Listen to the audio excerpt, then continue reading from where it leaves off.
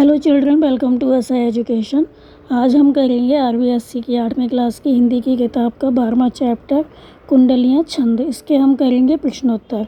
तो आइए देखते हैं आपका पहला प्रश्न क्या है। पहला प्रश्न है, कुंडलियाँ पाठ के लेखक का नाम बताइए। तो आपका जो ये पाठ है कुंडलियाँ, इसके लेखक कौन है ये आपको बताना है। तो आंसर होगा कुंडलियाँ पाठ के लेखक का नाम गिरधर कविराय है। फिर है, बिना विचारे जो।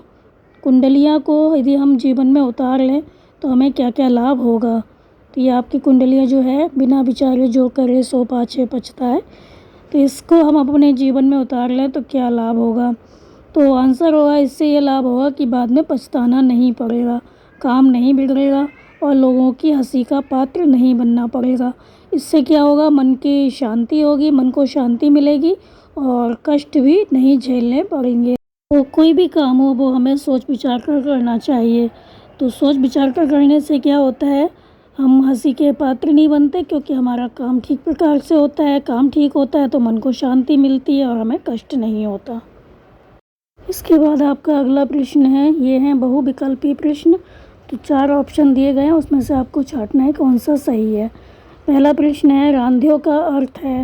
रांध्यों का क्या अर्थ है, सेकना, पकाना, रमना, राग अलापना। तो रांध्यों का अर्थ है पकाना, खा वाला सही है। फिर है, पाठ में पाछे शब्द का अर्थ है, अथवा कुंडलियाँ पाठ में पाछे शब्द का अर्थ है। तो पाछे शब्द का क्या अर्थ है, पाछे शब्द का अर्थ है पीछा करना, पिछवाड़े रहना, बाद में वापस करना। तो पीछा करना है, पिछवाड़े रहना मतलब पीछे रहना, या बाद में या वापस करना। तो ये गा वाला जो है बाद में। तो पाठ में पाछे शब्द का अर्थ है बाद में। पहले प्रश्न में खा वाला सही है पकाना, और दूसरे प्रश्न में गा वाला सही है बाद में।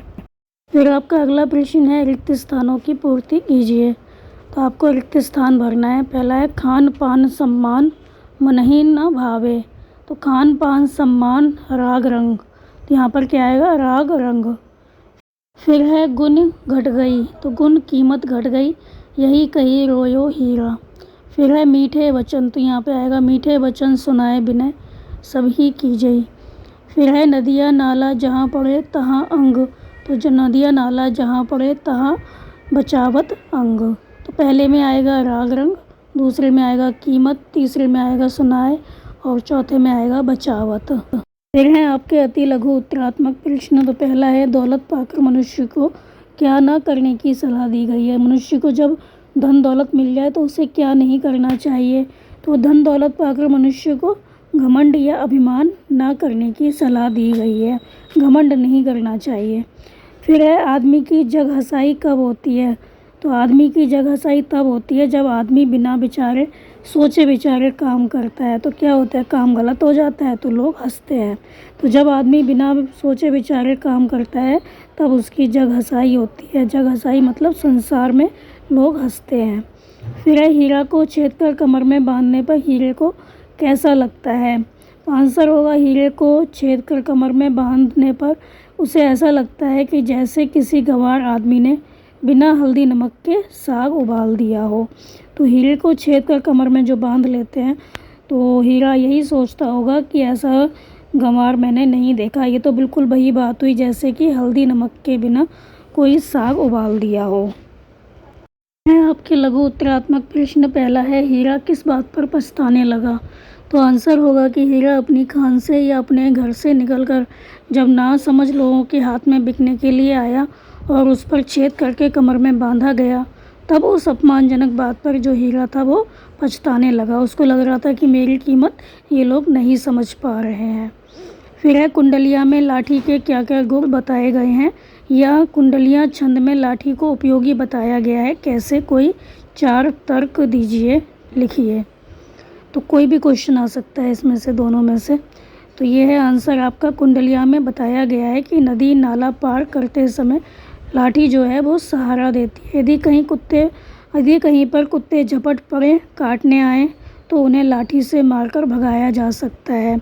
तो लाठी की क्या क्या विशेषताएं हैं, नदी नाला पार कर सकते हैं, कुत्ते को भगा सकते हैं, कोई शत्रु आता है या चोर उचक्का आ जाता है तो लाठी से उसका सामना कर सकते हैं, और बुढ़ापा आ जाता है, जब हम बूढ़े हो जाते हैं तो हमारी जो लाठी होती है वही हमारे काम आती है। तो बुढ़ापा आने पर लाठी सहारे के लिए उपयोगी है। तो पहला हो गया आपका कि हम नदी नाला पार कर सकते हैं लाठी के सहारे।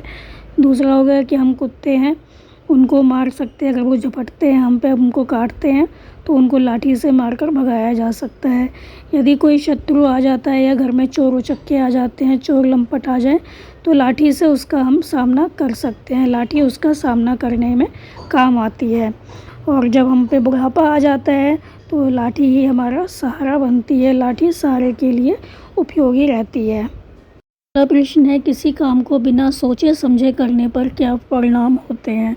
कोई भी काम हम अगर बिना सोचे समझे कर लेते हैं तो क्या होता है? तो आंसर होगा, किसी काम को बिना सोचे समझे करने पर वो काम खराब हो जाता है, बिगड़ जाता है। इससे स्वयं को भी पछताना पड़ता है, लोगों के हंसी का पात्र भी बनते हैं। इससे मन को चैन नहीं मिलता, लोग हंसते हैं हम पर तो क्या होता है, हमें बहुत बुरा लगता है, मन को चैन नहीं मिलता, जिससे खान पान, मान सम्मान और हंसी खुशी के जो क्षण हैं वो भी अच्छे नहीं लगते।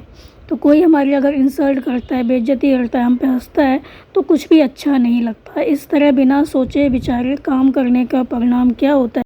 सदा ही कष्टदायी होता है। तो हमें कोई भी काम है उसको पहले सोचना चाहिए, समझना चाहिए, फिर करना चाहिए। फिर है, कभी गिरधर ने दौलत को मेहमान क्यों कहा है? तो गिरधर ने दौलत को, धन दौलत जो होती है उसको मेहमान क्यों कहा है?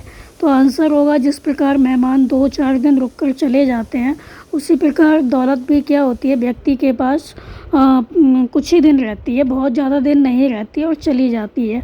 जैसे मेहमान आते हैं चले जाते हैं, वैसे ही दौलत जो होती है वो कहीं एक जगह टिक कर नहीं रहती। कभी किसी के पास ज़्यादा होती है तो कभी किसी के पास कम हो जाती है, एक व्यक्ति से दूसरे व्यक्ति पर चली जाती है।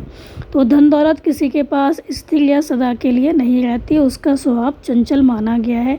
इसी वजह से कभी गिरधर ने दौलत को मेहमान कहा है। तो यहाँ तक हमने आपको करवाए लघु उत्तरात्मक प्रश्न तक। इससे आगे के हम करवाएंगे आपको अगली वीडियो में। तो आप इनको अच्छे से समझ कर याद कर लीजिए और हमारे चैनल असह एजुकेशन को लाइक कीजिए, सब्सक्राइब कीजिए और शेयर करना बिल्कुल मत भूला करिए। Thank you.